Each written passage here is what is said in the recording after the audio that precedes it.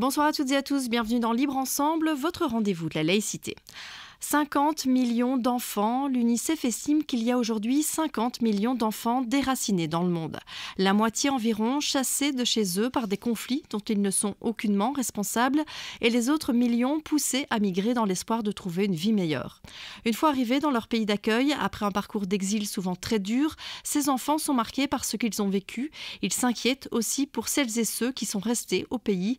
L'innocence de l'enfance semble être bien loin. Mais dans notre émission ce soir, nous avons décidé de mettre en avant des facteurs de résilience, car oui, ces enfants, grâce à l'école, grâce aux loisirs, grâce au sport, grâce aux amis, peuvent se reconstruire. Le Fonds Houtman a soutenu 7 projets qui remettaient le jeu au centre de cette reconstruction et qui revendiquaient le droit des enfants au loisir. On s'intéresse à 3 de ces projets ce soir. Libre Ensemble, Vinciane Colson, Jacques Nizin. Alors j'ai le plaisir de recevoir 3 invités. Déjà, bonsoir à tous les 3. Bonsoir. Bonsoir. Valérie Provost, vous êtes artiste plasticienne, psychologue et art thérapeute. Vous avez lancé un projet intitulé Quartier Brodé. Alors ici, dans le cadre de ce fonds Houtman, vous l'avez lancé avec le service Droits des jeunes et la plateforme Mineurs en exil. Réunir des jeunes autour de la broderie, ce n'était pas gagné d'avance. Et pourtant, les résultats sont assez magiques. On va en parler dans un instant. Patrick Allen, vous êtes comédien, réalisateur, responsable de la SBL ABC Cinéma, directeur également du centre culturel de Welkenraad. Et vous avez réuni des jeunes dans un atelier cinéma avec au bout du compte la réalisation d'un film qui s'appelle Welcome chez nous. Et on entendra un petit extrait tout à l'heure et avec le retour de ces jeunes et de ce retour d'expérience. Et enfin, par téléphone, Danielle Crutzen, vous êtes directrice du centre MENA du CPS d'Assès et vous misez sur les activités sportives comme moteur de résilience, des activités sportives qui aident ces jeunes à se reconstruire et à faire le lien avec la communauté locale. Alors une question peut-être un peu générale à tous les 3 pour débuter. Le jeu, les loisirs, est-ce que c'est une façon de redonner à ces enfants un peu d'innocence, un peu d'insouciance, eux qui ont souvent vécu d'adultes, des responsabilités aussi d'adultes? Mais le jeu, c'est le propre de tous les enfants. Donc tous les enfants du monde, quand ils viennent au monde, aiment jouer avec un morceau de papier, avec un morceau de bois, avec un ballon, et ils se ressemblent tous. Maintenant, quand ils grandissent, les choses deviennent un peu différentes. Moi, je pense que oui, c'est le jeu, en tout cas. Le jeu, c'est presque le propre de l'homme, dirais-je, moi. Mmh. Donc, oui, et d'où l'importance, évidemment, des projets qui nous occupent et dont on va parler aujourd'hui soir. Mais oui, le jeu est au centre de la préoccupation de l'enfant, dès son plus jeune âge. Et ça devrait l'être, en tout cas. Et pour ces jeunes, Valérie Provost, effectivement, qui ont des vécus très difficiles. Alors, vous avez travaillé notamment avec des MENA qui sont seuls. C'est important. Enfin, est-ce que c'est encore possible de réintégrer finalement ce jeu? Alors moi je pense que ça reste toujours possible. Ça reste toujours possible même pour des adultes qui ont 75 ans, de se reconnecter au jeu, au plaisir, d'être ensemble, d'imaginer. Je pense que c'est essentiel pour les enfants. D'ailleurs, c'est inscrit dans la Convention des droits de l'enfant. Oui, il faut rappeler d'ailleurs que c'était la semaine passée, la Journée internationale des droits de l'enfant. Tout à fait. Mais on sait que ça reste possible. Je veux dire, les pratiques des psys, des art thérapeutes, des artistes intervenants savent que ça reste possible. Et que justement, c'est même assez formidable comme travail d'être au plus près des plus vulnérables et notamment de ces enfants qui sont relativement coupés, qui ont été, du fait de leur parcours, de leur traumatisme majeur, coupés des questions de jeu, et aussi parce que les troubles qui s'en sont suivis ou leur réalité, ne fût-ce qu'administrative aujourd'hui en Belgique, et les subsides ou l'absence de subsides, tout ça fait que c'est vraiment pas la priorité. Donc c'était quand même formidable qu'un acteur comme le Fonds Houtman se dise mais en fait on va miser sur le jeu pour les mineurs étrangers non accompagnés. Danielle Crutzen, vous de votre expérience dans ce centre MENA, le jeu, les loisirs, les sports, c'est vraiment essentiel pour aider ces jeunes à se reconstruire? C'est tout à fait essentiel et c'est aussi, je dirais, tout à fait naturel. C'est-à-dire c'est universel. Et je dirais que la principale vertu de cette approche-là, qui est thérapeutique sans le dire, c'est qu'elle n'est pas du tout humiliante, puisqu'il n'y a rien de plus naturel que jouer.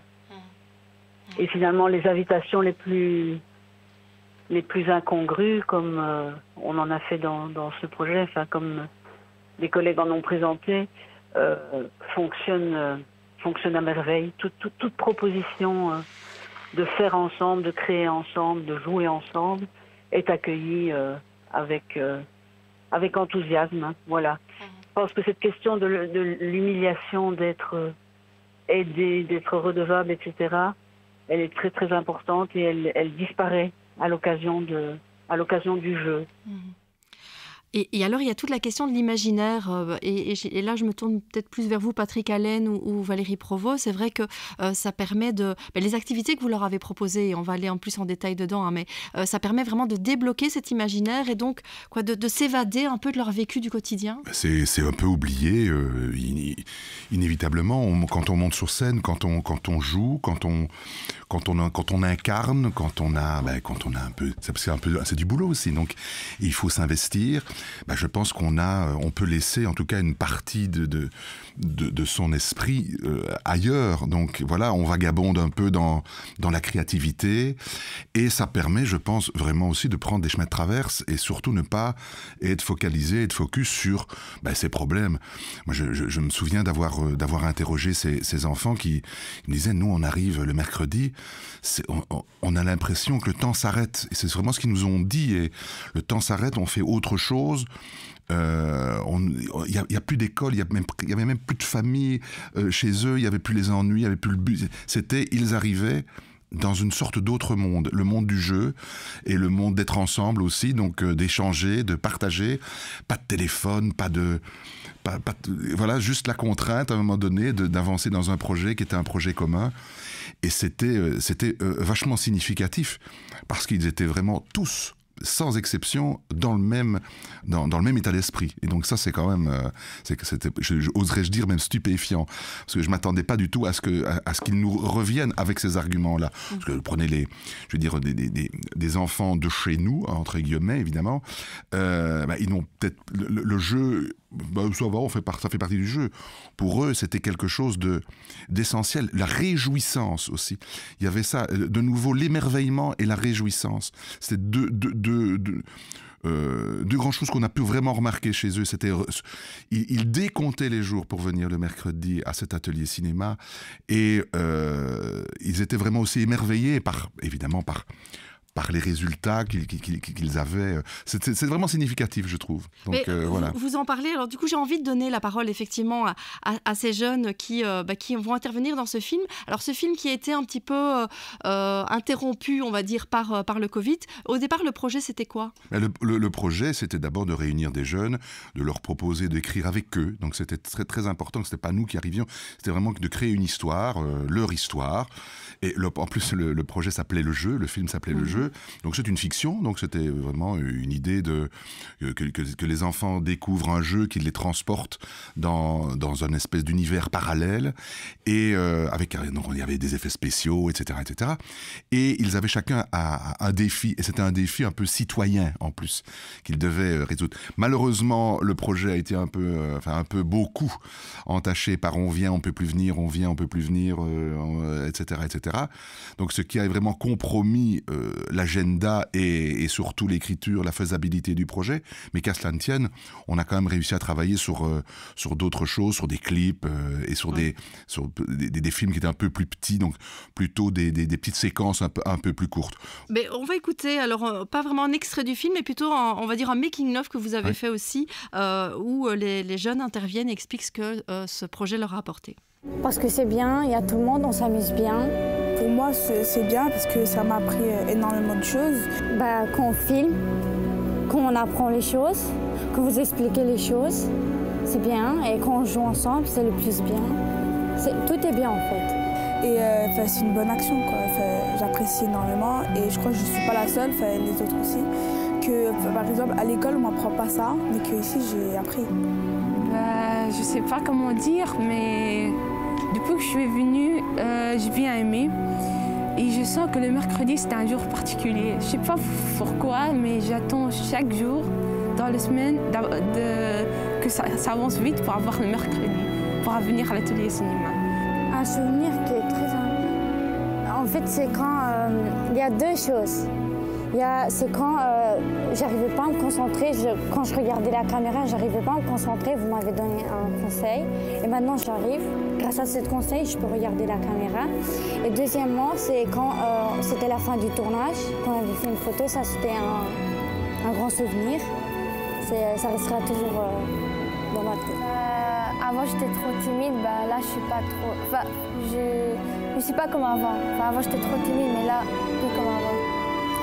C'était la meilleure chose que j'ai fait. Alors on voit qu'il y a plusieurs choses, hein, et il y a vraiment le fait qu'ils apprennent à se concentrer, que ça leur apporte beaucoup de choses. On voit aussi que leur niveau de français s'est amélioré en fait grâce à ça. Je veux dire, quand on travaille sur l'écriture, et donc il y avait quand même un maître mot, c'était qu'on travaillait en langue française. Savoir qu'on avait des Syriens, des Irakiens, il y avait des Kurdes, enfin bon, il y avait quand même pas mal de... Et puis pour certains, ils étaient là depuis très peu de temps.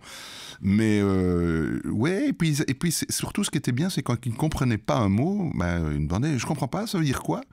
Voilà, on expliquait. Et puis il y avait aussi on a travaillé aussi sur des impros, donc ils ont dû aussi chercher des mots eux-mêmes en français autour d'une thématique un peu imposée parfois. Donc c'était très très riche. Donc il n'y avait pas simplement non plus que jouer un rôle avec un texte qui est écrit. Il y avait aussi ce travail de vocabulaire. On a travaillé des virelangues avec eux, donc des petites choses, des petits exercices vraiment pour faciliter évidemment l'expression orale, parce que c'est aussi, il n'y a pas que l'expression du corps, il y a aussi l'expression orale dans le jeu d'acteur. Donc voilà, c'était assez sympa avec eux comme ça. Daniel Crutzen, alors vous, les MENA que vous accueillez dans votre centre, donc les MENA mineurs étrangers non accompagnés, je le rappelle, ils vont plutôt pratiquer des sports, et notamment le foot dans le club local. Et ça, est-ce que ça permet aussi, on parlait du niveau de français, est-ce que ça permet par exemple d'améliorer leur niveau de français parce qu'ils sont au contact d'autres qui parlent cette langue ? Oui, certainement, et surtout ça permet d'être intégré dans la vie locale, de faire partie de la vie, de l'environnement.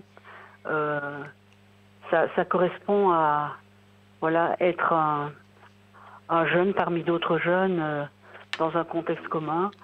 Et ce langage commun par le sport, évidemment, passe aussi par des mots. Maintenant, le profil des jeunes qui s'inscrivent au football est souvent déjà francophone à la base. Et un des constats de la recherche, c'est qu'en effet, le football est très intégrateur, mais s'adresse plutôt à des jeunes qui ont déjà des codes communs, par exemple ceux du football. Ce qui n'est pas le cas la plupart du temps des jeunes Afghans, par exemple, qui vont préférer jouer au cricket, qui va jouer un tout autre rôle, un rôle plutôt de régulation entre eux, et qui va être moins porteur d'intégration dans l'environnement, puisque c'est un sport moins pratiqué, pour ne pas dire pas du tout.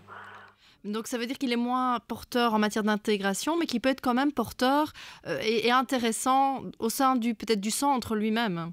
Voilà, il est très porteur d'intégration interne, on va dire. Voilà.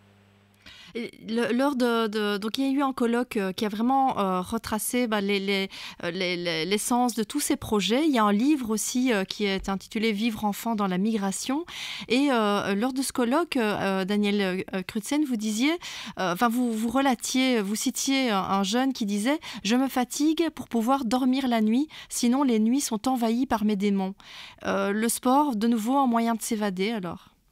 Un moyen de s'évader, un moyen de canaliser, un moyen de rester entier, un moyen d'avancer au milieu de tout ce qui reste effrayant, de tout ce qui pèse sur leurs épaules. Leurs épaules, ils ont de lourds sacs à dos avec la mission de réussir leur migration et la mission aussi de rassurer leurs familles qui sont dans des situations extrêmement précaires au pays. Et la plupart du temps, ce n'est pas du tout le moment d'entamer des processus thérapeutiques. Et ça c'était un peu le point de départ de la recherche-action, c'était de vérifier une hypothèse disant, plutôt que de vouloir des thérapies par la parole avec des jeunes qui ne parlent pas la langue et qui ont donc besoin d'un tiers, c'est-à-dire d'un traducteur dans le processus thérapeutique par la parole, est-ce que le jeu, le sport n'est pas tout aussi porteur et beaucoup plus évident dans ce moment d'attente et d'incertitude dans lequel ils ne savent pas très bien à quelle sauce ils vont être mangés et qu'ils attendent parfois pendant des mois, des années une réponse simplement au fait de savoir s'ils vont pouvoir rester, s'installer, capitaliser. Donc cette période d'incertitude, elle est particulièrement propice effectivement à proposer des activités où on s'évade dans l'imaginaire ou tout simplement dans l'activité physique. Et pour beaucoup d'entre eux, c'est un fil conducteur et une manière de canaliser les émotions et les difficultés, notamment les cauchemars répétitifs et les terreurs nocturnes. Oui. Valérie Provost, alors vous, je le rappelle, vous êtes psychologue, art-thérapeute, et j'ai envie de rebondir sur ce que vient de dire Danielle Crutzen, parce qu'elle dit qu'effectivement, parfois les thérapies par la parole, c'est pas toujours adapté pour ces jeunes qui ils sont issus de la migration, qui ont eu un parcours de migration très compliqué. Et du coup, vous, ce que vous leur proposez, c'est ce projet Quartier Brodé, c'est de la broderie. Et dites-nous un peu en quoi ça consiste. Alors, ce projet Quartier Brodé à destination de MENA avait ceci de très particulier, c'est qu'il a mélangé à la fois un atelier créatif autour de la broderie collective, ce qui est déjà particulier, de manière itinérante, mais aussi en collaboration avec le service droits des jeunes de Bruxelles et la plateforme Mineurs en exil. Donc, on a fait le pari du fait qu'on pouvait mélanger des questions juridiques, ou en tout cas des équipes pouvaient être disponibles pour ces jeunes qui ont aussi besoin de réponses à des questions qui les concernent et qui concernent par exemple leur statut, leurs droits, etc. Et donc, on a animé 8 ateliers, c'est un projet relativement petit, de manière itinérante. Donc là, il y a déjà une spécificité qui est qu'on n'a pas travaillé tout le temps avec les mêmes jeunes. Ça aurait été formidable aussi, ça aurait été un autre projet. Et donc, effectivement, nous arrivions sur place, nous installions l'ensemble du matériel pour créer. Il s'agissait en fait d'une grande œuvre en toile, une fresque qui mesure environ 2 mètres sur 1,5 mètre, qui représente le planisphère. Et les jeunes pouvaient broder ce qu'ils voulaient dessus, avec ou sans compétences en broderie. Ils pouvaient aussi être juste à côté et discuter avec leurs amis, partir, revenir. On voulait que ce soit aussi continu, qu'il y ait le moins de contraintes possible, parce qu'on se disait qu'en fait aussi, pour certains de ces jeunes, il y a effectivement leur situation, Patrick, Daniel l'ont rappelé, des situations vraiment extrêmement difficiles avec un impact sur leur quotidien et sur notamment leurs apprentissages, leur tissage de liens aux autres, enfin sur toute leur vie qui est vraiment énorme. Et donc, il y a beaucoup d'attentes sur eux. Il y a beaucoup d'attentes à tous les niveaux. Et là, on se disait, en fait, un projet sans attente, où il n'y a pas d'objectif de résultat, il n'y aura peut-être pas de fin, peu importe leur degré de connaissance de la matière, ça va fonctionner. Et ça a fonctionné. Oui, et ça peut paraître étonnant, parce que c'est vrai que la broderie, on se dit, pour des jeunes dans un monde hyper connecté, c'est peut-être pas l'activité à laquelle ils pensent en premier. Je me dis qu'effectivement, une activité cinéma leur plairait peut-être plus au départ. Et en fait, petit à petit, ils se prennent au jeu. Oui, je pense que à partir du moment où l'environnement est accueillant, bienveillant, que le jeune comprend, et c'était le cas de tous les projets, qu'en fait, on est là pour faire avec. Peut-être que nous non plus, on ne sait pas trop ce qu'on va faire au début. Il se sent petit à petit en sécurité et il sent le potentiel, en fait, de ce moment d'être juste ensemble. Et par rapport aussi à ce que disaient Patrick et Daniel, je me disais... en plus de tout ce qui a été dit, ces moments, le jeu et l'art d'une manière générale, ont vraiment aussi un pouvoir de transformation.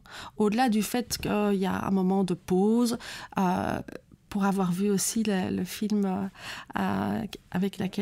pour lequel Patrick a travaillé, extrêmement touchant. En fait, c'est vrai que ils sont là en mettant tout le reste de côté, et en même temps, ils ne parlent que d'eux. En fait, c'est-à-dire qu'ils transforment les choses. Ils sont en train de transformer sans qu'on mette forcément de mots dessus. Oui, et puis clairement, je pense que aussi ce qu'on peut ajouter, c'est qu'il y a réellement eu un avant et un après. Donc, avec une prise de confiance en eux, d'abord le travail de rapport entre eux aussi. Oui, parce qu'ils tissent des liens entre eux aussi. D'abord, ils tissent des liens entre eux parce qu'ils ne se connaissaient pas.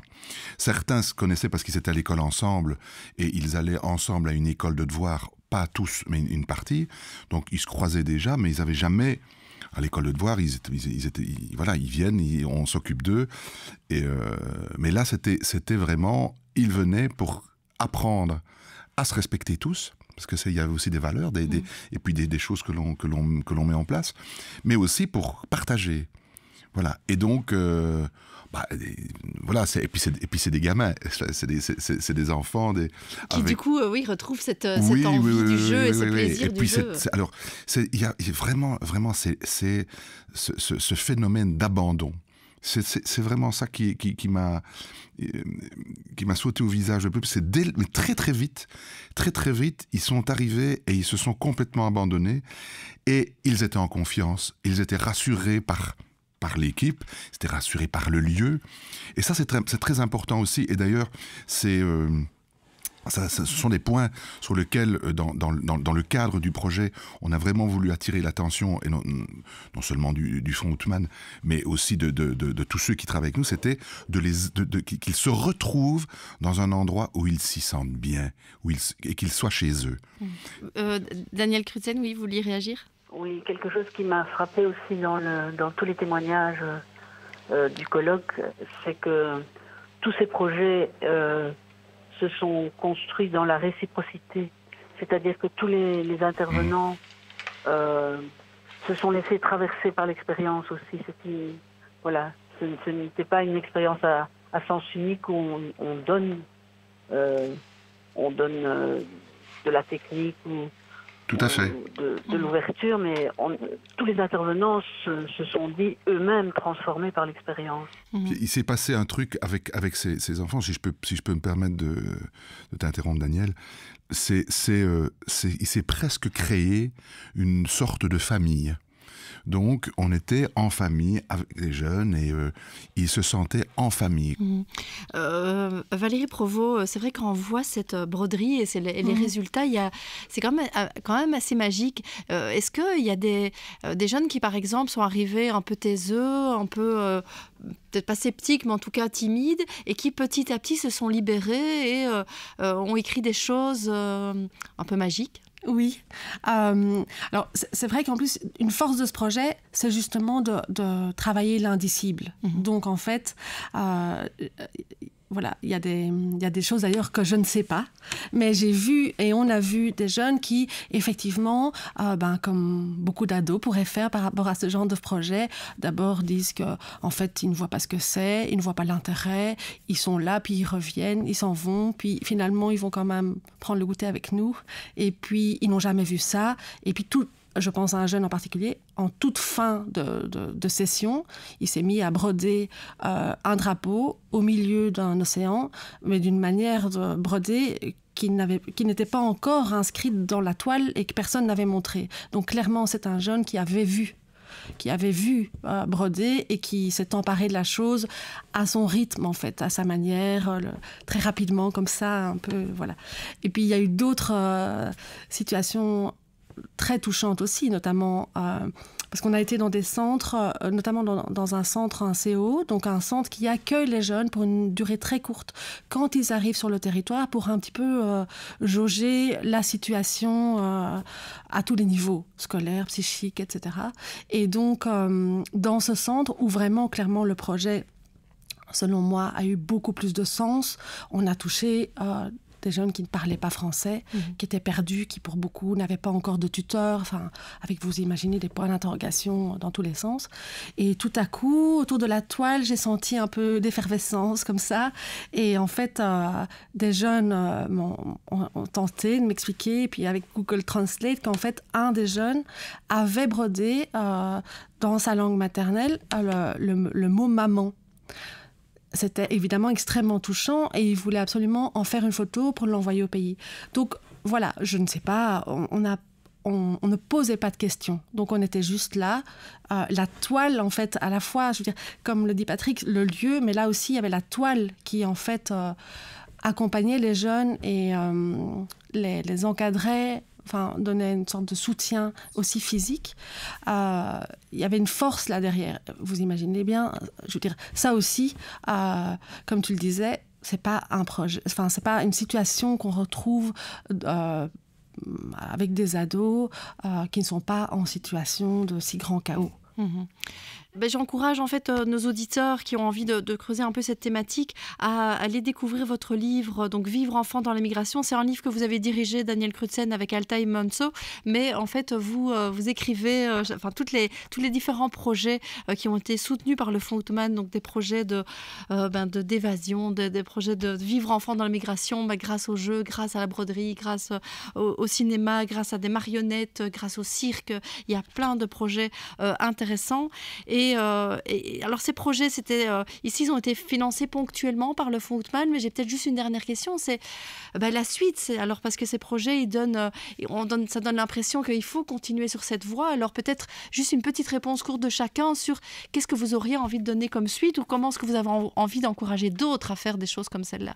Pour ce qui concerne cette œuvre Quartier brodé, elle a été exposée déjà plusieurs fois et donc il y avait aussi l'idée de pouvoir sensibiliser les professionnels, le grand public, les professionnels qui travaillent avec des MENA, mais aussi d'autres artistes, par exemple, en leur disant qu'en fait tout est possible et parfois il y a besoin de beaucoup de budget et parfois un peu moins. Voilà, tout reste possible. Et en tout cas, pour ce qui concerne cette œuvre, comme la broderie est une technique extrêmement lente, elle existe toujours et elle n'est pas terminée, peut-être ne le sera-t-elle jamais, mais donc voilà, j'ai déjà des contacts avec l'une ou l'autre association ou instance, notamment en fait d'asile, qui est venue cette fois-ci vers moi directement en disant « Ah, peut-être que... » Mais on aimerait bien essayer, parce qu'il y a quand même toujours l'interrogation, est-ce que ça fonctionne vraiment ? Est-ce que c'est vrai ? Est-ce que c'est vrai ? Est-ce que ça fonctionne ? Mais donc le projet continue et cette broderie Quartier brodé est toujours là et va vivre aussi dans le temps. Oui. Et aussi riche de toutes ces expériences et de tous ces témoignages en fait par la broderie. Oui. C'est vrai qu'il peut y avoir la question de se dire jusqu'où allons-nous et est-ce que le projet mérite encore d'être soutenu? Est-ce qu'on continue le principe, le processus? Je dis oui. Moi. Surtout aidez-nous. Voilà. Et peut-être juste un dernier mot. Aidez-les, pardon. Un dernier mot, Daniel Crutzen aussi. J'imagine les jeunes que vous accueillez, vous, toujours dans le centre, le sport, ça reste vraiment un moteur pour vous, un moteur de résilience, un moteur d'émancipation pour ces jeunes. Oui, ça reste un axe important du projet pédagogique. Mais je voudrais rebondir sur ce qui vient d'être dit pour rappeler quand même que dans ce colloque... notamment le délégué aux droits de l'enfant, mais d'autres intervenants ont en effet insisté sur le fait que nous assistons à une dégradation des conditions d'accueil de ces jeunes et que la violence sociétale est de plus en plus forte. Et je voudrais citer Valérie Courvaux, qui dit l'art-thérapie permet de parler quand on n'a plus de mots. Et je pense que nous sommes aussi, en tant qu'intervenants, parfois à court de mots pour décrire ce qui se passe. Évidemment, les violences qui motivent cette migration, les violences sur le trajet, mais aussi les violences sur place d'un accueil qui est de plus en plus frugal et qui émet des signaux contradictoires, c'est-à-dire soyez les bienvenus mais ne venez pas.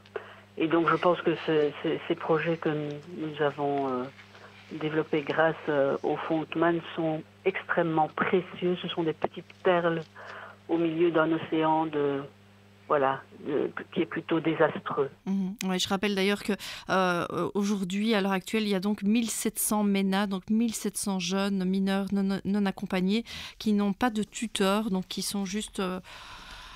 qui n'ont personne vraiment pour s'occuper d'eux, de leur dossier, qui même s'ils sont hébergés, n'ont pas de tuteur pour les suivre. Je vais poser peut-être une question et en profiter d'être à la radio, simplement pour dire, tiens, les gens qui veulent être tuteurs, qu'est-ce qu'ils doivent faire? C'est quoi la démarche? Peut-être dans une autre émission, en tout cas. On pourra creuser ça, mais c'est vrai qu'on peut les renvoyer vers la plateforme Mineurs en Exil qui coordonne notamment tout ça. Donc je les encourage à aller vraiment sur le site de plateforme Mineurs en Exil. Très bonne question. Merci beaucoup vraiment à tous les trois. Vivre enfant dans la migration, soutenu par le Fonds Outman. Vous pouvez aussi trouver toutes les informations sur le site internet. Merci à vous et belle soirée à tous. Merci, au revoir.